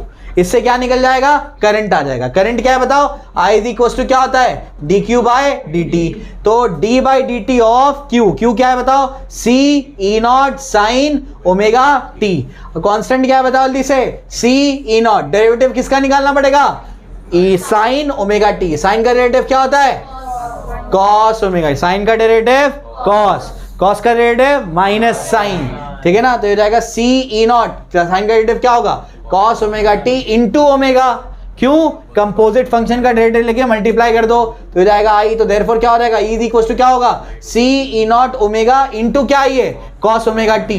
समझ में आ गया, ये क्या हो जाएगा, ये क्या हो जाएगा आई नॉट, ये क्या हो जाएगा आई नॉट। तो देयरफॉर एक्सप्रेशन क्या बनेगा, आई इक्वल टू क्या हो जाएगा, I not cos omega T. क्या मैं कॉस ओमेगा टी को लिख सकता हूं sine 90 plus theta, 90 plus theta भी तो कॉस थीटा होता है, sine 90 minus theta is cos theta, sine 90 plus theta is also cos theta. समझ आ रहा है क्या बोल रहा हूं मैं, ठीक है ना। तो साइन 90 प्लस थीटा भी क्या होता है, कॉस थीटा। तो ये आ गया आई का एक्सप्रेशन। दो स्टेप कंप्लीट हो गए। थर्ड स्टेप में क्या करना है बताओ, ई इज इक्वल्स टू, दोनों एक्सप्रेशन लिखो, E not sine omega T, I is equals to क्या है, I not sine 90 plus omega T, कैसे लिख सकते हो उसको, ओमेगा टी प्लस 90, एक ही बात है। कौन लीड कर रहा है, कौन लैग कर रहा है, ये ओमेगा टी पे है, वो omega T plus pi by 2 पे है, मतलब करंट लीड कर रहा है। तो मैं क्या लिखूंगा, आई लीड्स ई, समझ में आ गया, या फिर ई लैग्स आई, एक ही बात है, ठीक है ना। फर्स्ट स्टेप हो गया। सेकंड स्टेप में इसमें क्या करना है, फेजर डायग्राम। इसका फेजर डायग्राम ऐसे बनता है, ये आपका क्या है, ये आपका आई सी है और ये आपका क्या है, ई सी है। दोनों में एंगल कितना है, फेज डिफरेंस कितना है, 90, दिख रहा है 90 का फेज डिफरेंस। थर्ड स्टेप में क्या करना होता है, इसके अंदर ग्राफ बनाओ जल्दी से, E versus E I versus time. E का ग्राफ तो वैसे ही बनेगा, आई का ग्राफ क्या है, साइन, वो भी कैसा, पॉजिटिव। मतलब क्या बताओ जल्दी से, क्या करना पड़ेगा, एक्चुअली इस पे जाओ, आई का ग्राफ तो कॉस का है, एक्चुअली इस पे तो 90 प्लस थीटा है। ये आई का ग्राफ किसका है, कॉस का, लेकिन कॉस कैसा है, हाँ, तो मतलब पॉजिटिव एक्सट्रीम से शुरू होगा, ये वाला ग्राफ बनेगा आई का और ये वाला ग्राफ बनेगा ई का। समझ में आ गया, ठीक है ना। तो इस तरीके से ये हमारा ग्राफ भी बन गया। उसके बाद नेक्स्ट स्टेप क्या बताओ, फोर्थ स्टेप। फोर्थ स्टेप में क्या करना है, अपोजिशन लिखना है। कहां से उठाओगे अपोजिशन, आई नॉट वाले एक्सप्रेशन से। आई नॉट इज इक्वल टू क्या होगा, सी नॉट ओमेगा। अपोजिशन का फॉर्मूला क्या है, वोल्टेज अपॉन करंट। वोल्टेज क्या है, ई नॉट, करंट क्या है, आई नॉट। तो ये क्या हो जाएगा, 1 अपॉन ओमेगा सी। ये कौन है, कैपेसिटर। कैपेसिटर का अपोजिशन क्या कहलाता है, कैपेसिटिव रिएक्टेंस, तो हो जाएगा XC। तो देयरफॉर XC क्या हो जाएगा, 1 upon omega C. Omega is 2 pi f, तो 2 पाई FC, यानी XC is inversely proportional to क्या आएगा, F। अगर इनवर्स प्रोपोर्शनलिटी होती है तो ग्राफ कैसे बनता है बताओ, ऐसे बनता है ग्राफ इनवर्स, यानी ये क्या है आपका XC और ये आपका क्या है, फ्रीक्वेंसी। समझे, क्लियर हो गया। तो ये आपका कैपेसिटर वाला डेरिवेशन भी हो गया। अब क्या बचा, तीनों का कॉम्बिनेशन। ठीक है, क्लियर हो गया। चलो देख लो इसको।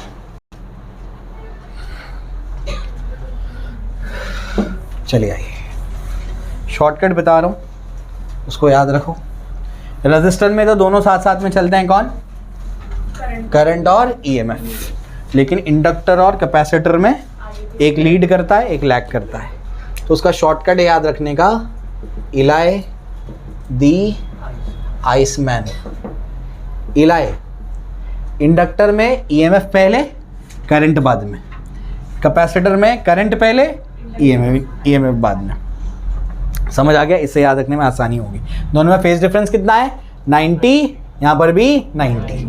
बात समझ आ रही, ठीक है ना। तो इलाई द आइसमैन, इससे याद रखने में आसानी होगी, ठीक है ना। तो इंडक्टर में एल में ई आगे, ई पहले, आई बाद में। कैपेसिटर में आई पहले, ई बाद में। सबको समझा, क्लियर हो गया। तो ये आपका शॉर्टकट है जिसको आप लोग याद करेंगे, इंपॉर्टेंट है, आ चुका है कई मरतबा सवाल, ठीक है। चलिए, इसके बाद अब जो है हमारा फोर्थ पार्ट में क्या है, हम लोग तीनों का कॉम्बिनेशन लेंगे। एलसीआर सीरीज सर्किट लेंगे, उस पर क्या करेंगे, एसी लगाएंगे और उसका बिहेवियर चेक करेंगे। बात समझ आ रही, ठीक है ना। चलो, तो हमारा फोर्थ स्टेप होगा LCR। इस पे क्या करेंगे, ऑल्टरनेटिंग ईएमएफ लगाएंगे, is equals to E not sine omega t, ठीक है ना, LCR। और हम लोग क्या करेंगे, बिहेवियर चेक करेंगे। फेजर डायग्राम बताओ, इसमें क्या होता है, ये होता है EL, ये क्या होता है IL। इसमें बताओ ये क्या होता है आपका IC, ये क्या होता है आपका EC। इसमें दोनों, ये आपका होता है ER और ये क्या होता है आपका IR। समझ आ गया, ठीक है ना। चलो भाई, तो ये हम लोग अभी क्या करेंगे, इन सबको मिला देंगे। इन सबको मिला करके अभी हम लोग क्या करेंगे, देखो डेरिवेशन करेंगे। कैसे करेंगे वो समझो। तो अपने को पता है कि यहाँ पर क्या है, इस डायरेक्शन में ER है, ऊपर के डायरेक्शन में क्या है, EL है, नीचे के डायरेक्शन में कौन है, EC है। ऐसा है, समझ आता है, ठीक। अब EL ऊपर है, EC नीचे है, तो EL में से EC कुछ माइनस होगा तो यहाँ पर कुछ बचेगा, है ना। समझ आ रहा है, ऊपर 5 न्यूटन है, नीचे है 3 न्यूटन, तो इफेक्टिव कितना बचेगा, 2 न्यूटन। समझ आ रहा है, बिल्कुल वैसे ही, क्योंकि हम लोग इसको वेक्टर ट्रीट कर रहे हैं, ठीक है ना। तो यहाँ पर कुछ बचेगा और ये एक्सप्रेशन क्या होगा, ये वाला, ये होगा EL माइनस EC।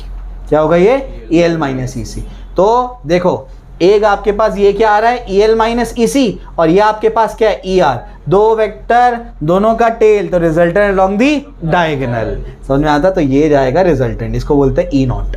समझ में आ गया, ये हो जाएगा आपका E नॉट, ठीक है ना। तो ये आपका साइड क्या है, ER है, ये EL माइनस EC है, तो सामने वाला भी क्या होगा, EL माइनस EC। ये वाला एंगल को बोलते हैं फाई। ये देखो एक ट्राइंगल बन रहा है यहाँ पर, इस ट्राइंगल को बोलते हैं इम्पीडेंस ट्राइंगल। क्या बोलते हैं इसको, इम्पीडेंस ट्राइंगल। तो इम्पीडेंस ट्राइंगल आपका क्या बन रहा है यहाँ पर, इम्पीडेंस ट्राइंगल यहाँ पर आपका बन रहा है, ये क्या बन रहा है, ये आपका क्या है फाई, ये आपका क्या है बताओ ER, ये आपका क्या है EL माइनस EC, और ये आपका क्या है E नॉट। बात समझ आ रही, ठीक है ना। इस तरीके से ये बन गया अपने पास इम्पीडेंस ट्राइंगल।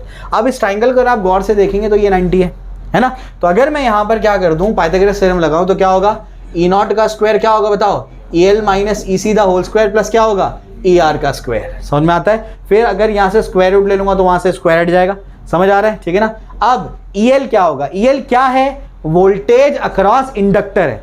वोल्टेज का फॉर्मूला क्या होता है, I into R, general format तो यही होता है। तो EL जो होगा वो होगा I नॉट इंटू इंडक्टर का पोजीशन क्या कहलाता है, XL। समझ आ गया। तो फिर EC क्या होगा बताओ, हो जाएगा I नॉट XC, और E क्या हो जाएगा, ER क्या हो जाएगा, हो जाएगा I इंटू आर। कुछ समझ आ रहा है क्या बोल रहा हूँ, ठीक है ना। तो यहाँ पर अपने पास EL की जगह क्या आ जाएगा, हो जाएगा I not XL, minus EC की जगह क्या आ जाएगा, हो जाएगा I not XC the whole square, plus यहाँ पर क्या है, I not R the whole square. ये अपने पास क्या है, E नॉट। यहाँ पर क्या है देखो, I नॉट सब में से बाहर जाएगा तो हो जाएगा I नॉट स्क्वायर, ये क्या बचेगा, XL minus XC the whole square, plus क्या हो जाएगा ये I नॉट स्क्वायर, और ये क्या हो जाएगा R square. I not square, इसमें दोनों में से common low, I not square को बाहर भेज दो तो क्या बचेगा, E नॉट, और यहाँ पर क्या बचेगा बताओ, E नॉट, यहाँ पर क्या आ जाएगा I नॉट, अंडर क्या बचेगा बताओ, R square plus XL minus XC the whole square. ये I नॉट को नीचे भेज दो, है ना। वोल्टेज अपॉन करंट क्या होता है, अपोजिशन, रेजिस्टेंस नहीं, अपोजिशन। यहाँ पर किसका अपोजिशन, इंडक्टर का, कैपेसिटर का, रेजिस्टर का, या तीनों का, तीनों का। और तीनों का पोजीशन को क्या बोलते हैं, Z, इंपीडेंस। समझे। तो देयरफॉर एक्सप्रेशन क्या बन जाएगा, therefore Z is equal to under root of, बताओ क्या होगा, R square plus XL minus XC the whole square. ये आपका आ गया इंपीडेंस। ये तो अपने को निकालना था, समझे। tan phi भी यहाँ पर एक चीज निकालनी होती है, tan phi। बताओ tan क्या होगा, जल्दी बोलो, अपोजिट अपॉन एडजेसेंट। अपोजिट कौन है, EL माइनस EC, एडजेसेंट क्या है, ER। EL क्या है, I नॉट XL है। EC क्या है, I नॉट XC, ये क्या है, I नॉट R। सब में से I नॉट कैंसिल, क्या बचेगा, XL minus XC upon R। इसको क्या बोलते हैं, tan phi। समझ आ रहा है, क्लियर हो गया। तो ये चीज है, इससे हम लोगों को क्या मिल गया, इंपीडेंस मिल गया। अब कब सर्किट हमारा इंडक्टेंस डोमिनेटेड होगा, कब कैपेसिटेंस डोमिनेटेड होगा, कब रेजिस्टेंस डोमिनेटेड होगा, वो मैं आपको बताता हूँ। यहाँ तक सबको क्लियर है? तो सबसे ज़्यादा इंपॉर्टेंट क्या है, ये तीनों को मिला करके ये डायग्राम बना लेना। उसके बाद तो बाएं हाथ का खेल है। समझ में आ गया? इससे पहले जो 3 डेरिवेशंस किए हैं उनसे आसान डेरिवेशन है ये, कुछ नहीं है इसके अंदर, बस आपको ये डायग्राम पता होना चाहिए। तीनों को मर्ज कर दो, उसके बाद ट्रायंगल को बाहर निकाल के सॉल्व कर लो। समझा? क्लियर हो गया? चलो भाई, जिसने नोट्स नहीं बनाया वो नोट्स बना ले इसकी। तो ये जो सर्किट हमारा है LCR सीरीज सर्किट, ये कब प्योरली रेजिस्टिव होगा, कब जो है इंडक्टिव होगा, कब कैपेसिटिव होगा, वो मैं आपको बताता हूँ। चलिए, तो हमारे पास जो है ये जो tan phi जो आया, tan phi क्या है बताओ? XL minus XC divide by R। तो अगर ऐसा हो जाए XL इक्वल्स टू XC हो जाए, यानी जितना अपोजिशन इंडक्टर ऑफर कर रहा है उतना ही कैपेसिटर ऑफर करना शुरू कर दे, तो हम लोग बोलेंगे tan phi क्या हो जाएगा? 0 हो जाएगा। तो हम लोग बोलेंगे सर्किट क्या हो जाएगी? Purely resistive. यानी ये सर्किट को डोमिनेट कौन करेगा? रेजिस्टेंस। रेजिस्टेंस अपने हिसाब से करंट को फ्लो कराएगा। समझ आ गया? ठीक। सेकेंड केस में अगर ऐसा हो जाए XL is greater than XC, तो कौन ज़्यादा है? Inductive reactance. तो हम लोग क्या बोलेंगे? tan phi क्या हो जाएगा? पॉजिटिव हो जाएगा। तो हम लोग बोलेंगे यहाँ पर कि जो आपका क्या है, जो आपका सर्किट है वो क्या हो जाएगा? Inductance dominated. इसको इंडक्टिव सर्किट भी कहते हैं। क्या कहते हैं? Inductive circuit. ठीक है ना? तो if XL is less than XC हो जाएगा, तब क्या हो जाएगा बताओ? tan phi क्या हो जाएगा? नेगेटिव हो जाएगा। tan phi नेगेटिव हो गया मतलब क्या? क्या बोलेंगे? Capacitive circuit.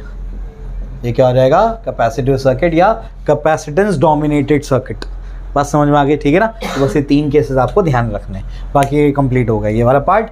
अब जो है मुझे आपको बताना है वो है LC ऑसिलेशंस, और लास्ट में इलेक्ट्रिक रेजोनेंस चैप्टर होगा। ठीक है? चलो भाई लिख लो जिन्होंने नहीं लिखा है, लिखो। LC ऑसिलेशंस में क्या होता है? करंट है ना, नाचता है सर्किट में। करंट कभी ऐसे फ्लो होता है, कभी ऐसे फ्लो होता है, और ये होता ही रहता है। ठीक है? ऑल्टरनेटिंग करंट फ्लो होता ही रहता है इसके अंदर। समझाता हूँ कैसे। ये शुरुआत का पॉइंट आपकी बुक में गायब है। पहले क्या करते हैं, एक ऐसा कैपेसिटर लेते हैं जो अनचार्ज्ड है। क्या है? अनचार्ज्ड। और ये इंडक्टर यहाँ पर ऐसे ही लगा हुआ है। पहले कैपेसिटर को बैटरी लगा करके चार्ज करते हैं। समझ आ रहा है? तो पहले कैपेसिटर को क्या कर दिया?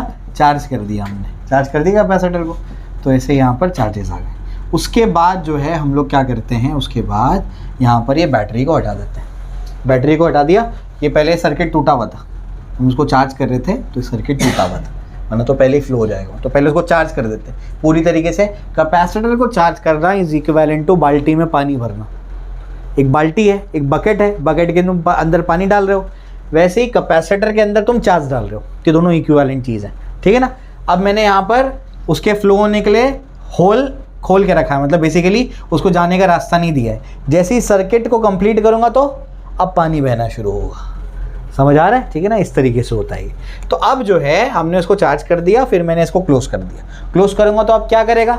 अब सर्किट कंप्लीट होगा तो ये डिस्चार्ज होगा। क्या करेगा? डिस्चार्ज होगा। अगर ये डिस्चार्ज होगा तब क्या होगा? अब उसको समझना है आपको। अगर ये डिस्चार्ज होगा मतलब क्या? इसका मतलब ये है कि जो इलेक्ट्रॉन्स है यहाँ पर, वो इलेक्ट्रॉन्स ऐसे चलना शुरू करेंगे। इस डायरेक्शन में कौन चलेगा? इलेक्ट्रॉन्स चलेंगे। तो करंट कैसे फ्लो होगा? इलेक्ट्रॉन ऐसे जा रहे हैं तो करंट ऐसे फ्लो होगा। तो ये करंट के फ्लो का डायरेक्शन होगा। कुछ समझ आ रहा है? तो शुरुआत में क्या होगा, जैसे ही हम इसको सर्किट को क्लोज करेंगे ये डिस्चार्ज होना शुरू होगा, मतलब इलेक्ट्रॉन ऐसे घूमना शुरू करेंगे, मतलब करंट ऐसे फ्लो होना शुरू होगा। यहाँ तक समझ में आता है? ठीक। जब करंट इसमें से फ्लो होगा तो होगा क्या, पहले उसको समझो।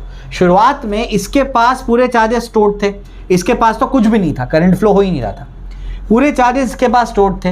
वो चार्जेस अपने पास क्या रखते थे? इलेक्ट्रिकल एनर्जी, इलेक्ट्रोस्टैटिक एनर्जी या इलेक्ट्रिकल एनर्जी। अब क्या होगा, जैसे ही मैंने इसको क्लोज किया तो इलेक्ट्रॉन यहाँ पे जाना शुरू होता है। ये चार्जेस जब यहाँ पर जाना शुरू होंगे तो बेसिकली क्या होगा, इसकी इलेक्ट्रिकल एनर्जी कम होगी, और जब इसमें से करंट फ्लो होगा ना तो उसकी मैग्नेटिक एनर्जी बढ़ जाएगी। इंडक्टर के अंदर कितनी एनर्जी होती है? ½ LI²। EMI में डिराइव कराया था मैंने। इंडक्टर के अंदर कितनी एनर्जी स्टोर होती है, हाफ एल आई स्क्वायर। तो जैसे ही इसमें से करंट फ्लो होना शुरू होगा वैसे ही क्या होगा, करंट फ्लो होगा तो उसके पास भी क्या हो जाएगी, उसके पास एनर्जी स्टोर होगी जो क्या होगी, मैग्नेटिक एनर्जी। तो इसके पास कौन से फॉर्म में थी, इलेक्ट्रिकल एनर्जी। और जब यहाँ से करंट फ्लो होना शुरू होता है, चार्जेस चलना शुरू होते हैं, तो वो इलेक्ट्रिकल एनर्जी किस में कन्वर्ट होती है, मैग्नेटिक एनर्जी। समझ आ गया, ठीक है ना। तो ये इलेक्ट्रॉन यहाँ से डिस्चार्ज होना शुरू हो जाएंगे, बेसिकली इलेक्ट्रॉन चलना शुरू होंगे, ऐसे करंट फ्लो होगा। अब क्या, ये इंटरमीडिएट स्टेज है जिसमें कुछ करंट उसमें से फ्लो हो रहा है और इसके पास क्या हो रहा है, इसके पास कुछ इलेक्ट्रोस्टैटिक एनर्जी है, इसके पास क्या है, कुछ मैग्नेटिक एनर्जी। उसके बाद एक ऐसा टाइम आएगा जब पूरे इलेक्ट्रॉन डिस्चार्ज होकर के कहाँ चले जा चुके हैं, सर्किट में, मतलब उस साइड जाने की कोशिश कर रहे हैं। तो अब यहाँ पर जब यहाँ पर चार्जेस है नहीं, तब मैं कहूँगा यहाँ पर कौन सा करंट है, अभी मैक्सिमम करंट है, peak value of the current है। समझ आता है। उसके बाद क्या होगा, उसके बाद अब जो है यहाँ पर तो चार्जेस है नहीं, जब चार्जेस नहीं है तो क्या होगा, अब यहाँ से करंट कम होना शुरू होगा, क्योंकि चार्जेस यहाँ पर है ही नहीं, जो आएंगे ही नहीं यहाँ पे। जब करंट कम होना शुरू होगा तो इंडक्टर की खासियत क्या है, करंट बढ़ रहा है तो बढ़ने नहीं देगा, कम हो रहा है तो कम होने नहीं देगा।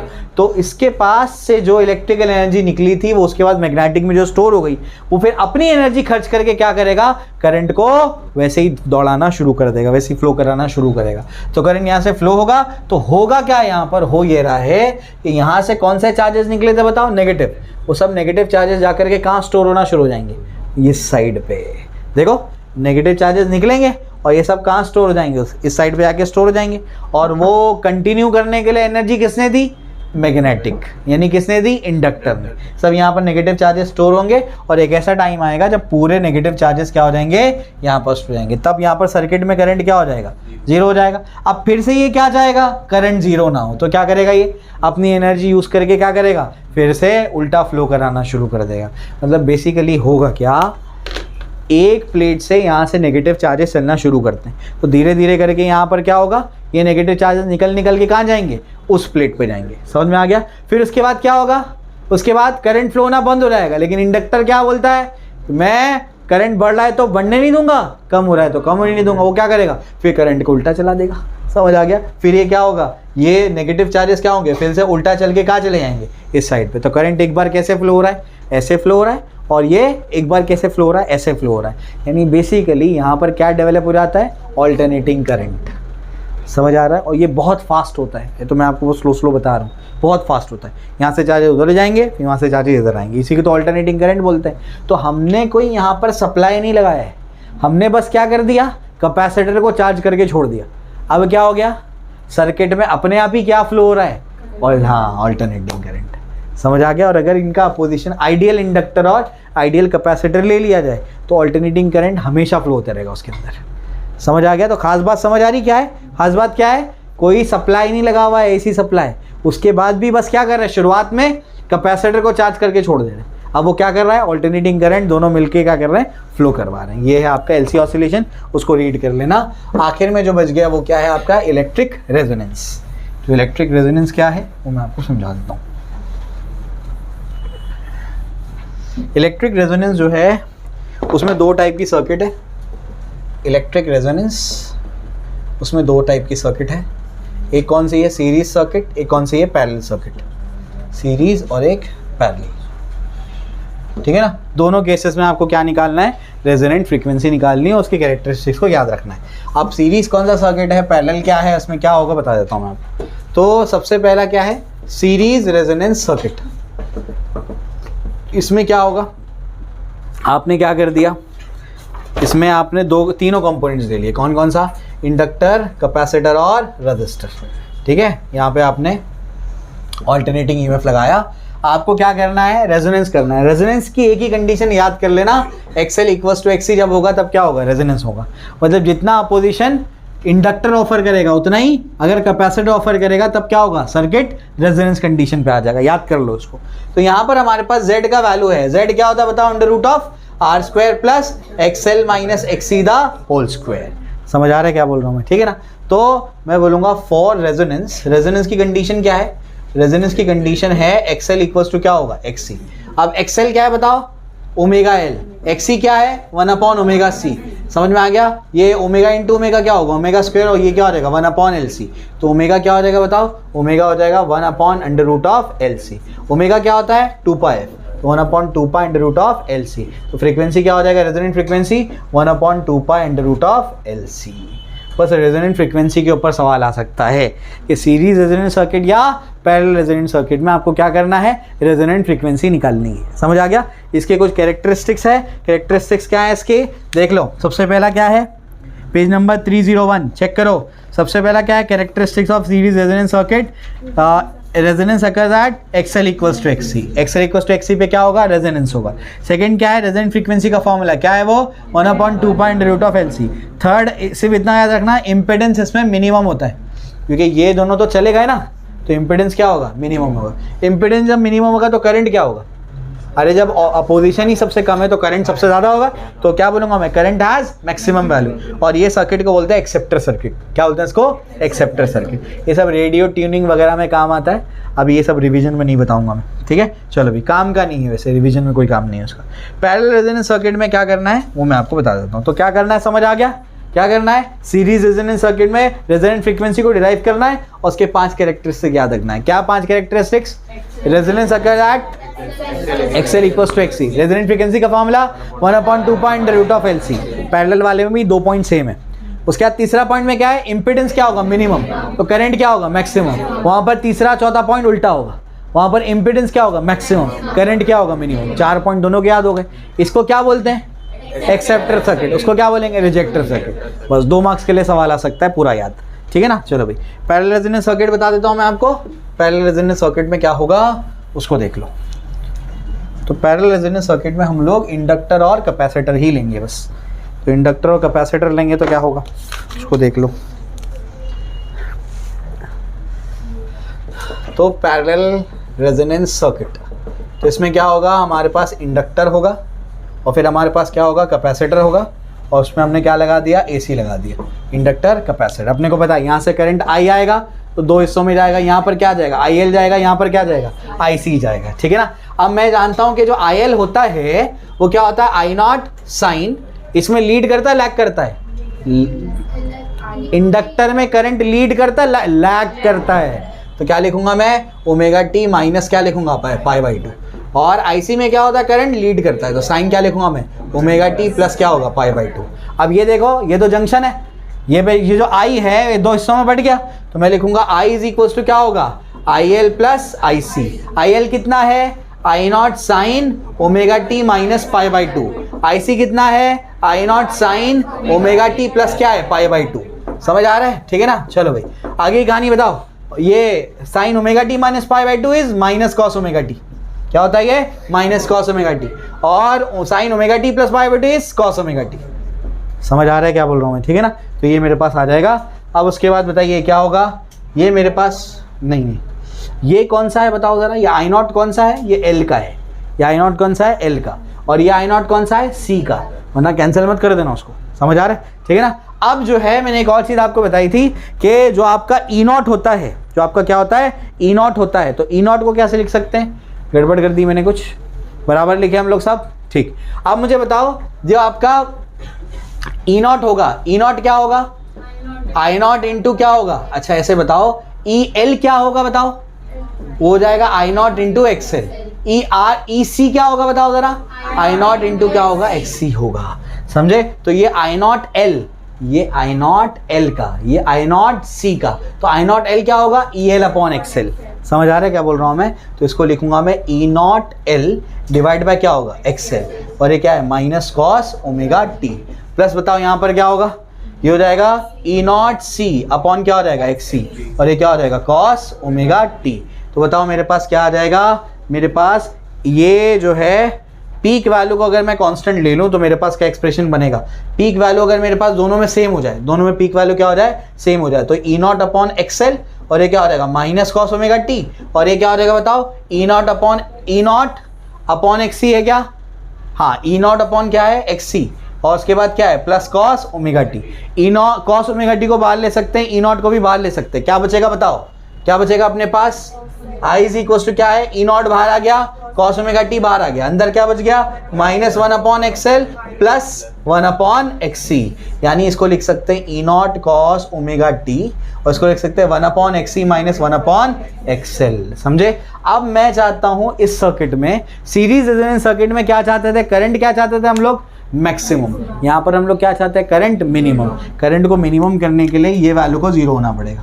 अब ये वैल्यू 0 कैसे होगी वो बताता हूं, पहले इसको लिख लो जल्दी से। चलो, तो ध्यान रखना कि यहाँ पर ई नॉट दोनों का क्या है, सेम है, क्योंकि पैरेलली लगे हुए है ना, तो दोनों में पोटेंशियल डिफरेंस का पीक वैल्यू क्या होगा, सेम होगा। तो फाइनल एक्सप्रेशन अपना करंट का क्या आ रहा है बताओ, I इज इक्वल टू क्या आ रहा है, E not cos omega T और ये क्या आ रहा है 1/XC माइनस 1/XL। ये अपने पास फाइनल एक्सप्रेशन आया है। अब XL क्या होता है, ओमेगा एल होता है ना, और XC क्या होता है, 1/ओमेगा C होता है। ठीक है ना, क्लियर हो गया। तो यहाँ पर 1/XL क्या हो जाएगा, 1/ओमेगा एल और 1/XC क्या हो जाएगा, इसको यहाँ भेजो उसको यहाँ भेजो, बताओ क्या 1/XC क्या हो जाएगा, ओमेगा C हो जाएगा। तो ये जो है therefore I is equals to E not cos omega T और ये क्या बच जाएगा बताओ, ये हो जाएगा आपका 1/XL क्या होता है, 1/ओमेगा एल, 1/XC क्या होता है, ओमेगा C होता है। ठीक है ना। चलो भाई, अब मैं चाहता हूँ कि पैरेलल में करंट क्या हो जाए, मिनिमम हो जाए। करंट का मिनिमम वैल्यू क्या होगा, 0। तो मिनिमम कब 0 कब होगा, जब ये दोनों क्या हो जाएंगे, बराबर हो जाएंगे। ठीक है ना। चलो भाई, तो मैं बोलूँगा कि for I is equals to I minimum omega L minus omega C is equals to क्या होना चाहिए, 0। क्योंकि ये टर्म 0 हो गया तो 0 इंटू दिस करंट का वैल्यू क्या आएगा, 0, क्योंकि पैरेलल की कंडीशन ये है। तो 1/ओमेगा L इक्वल्स टू क्या होगा, ओमेगा C। तो बताओ क्या होगा, 1/LC क्या होगा, ओमेगा स्क्वायर।